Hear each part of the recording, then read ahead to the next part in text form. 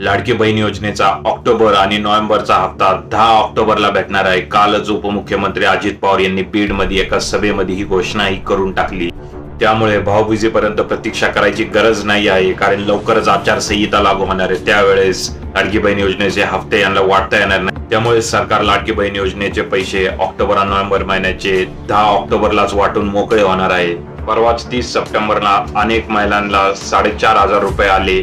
तसंच काही महिलांना ज्यांना सुरुवातीला हप्ता भेटला होता त्यांना 1,500 रुपये आले. त्यामुळे या सर्व महिलांची चांदीच होणार आहे. 10 दिवसांनी पुन्हा 3,000 रुपये तुमच्या खात्यामध्ये जमा होणार आहेत.